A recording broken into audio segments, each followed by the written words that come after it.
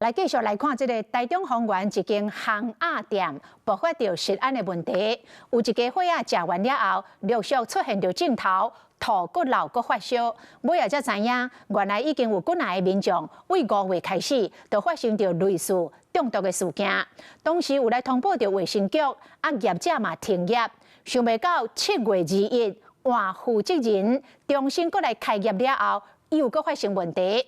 目前这个受害者已经有47个，台中市卫生局嘛已经介入调查。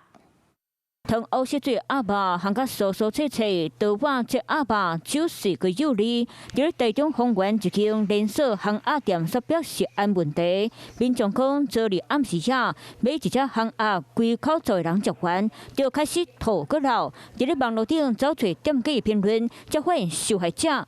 哪去？一早小朋友就有出现上吐下泻、发烧的症状。那我又去 Google 评论看了一下，发现说，22号、21号怎么都有人留言说他吃的拉肚子。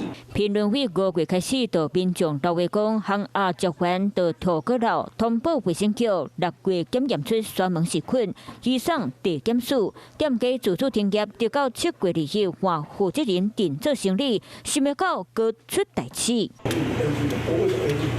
卫生局人员透早就派人来到烘鸭店，针对料理大冰箱内底漏口的环境做检查。当时店内底的电话扣咧亮，拢是卡来要投讲家己食烘鸭食甲排巴肚。如果还没有做，就赶快去就诊。店家无奈讲，接人的烘鸭店才第3天，过去别个食安问题，家己无了解。不过强调换家己做了后，将工课所在变假是清气溜溜。温度可能不够，第一个。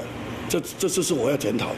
第二个，是不是我们要检测水的问题？根据了解，受害者147个人，卫生局介入调查，命令店家停业。那我们会进一步的持续厘清，所有设施以及发生症状或者是就医留观相关的人数。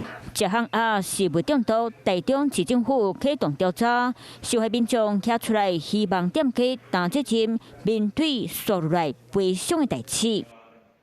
Hello， 大家好，我是林依文。想要抢先掌握最及时的新闻资讯吗？赶快订阅、按赞、开启小铃铛，锁定华视新闻的 YouTube 频道。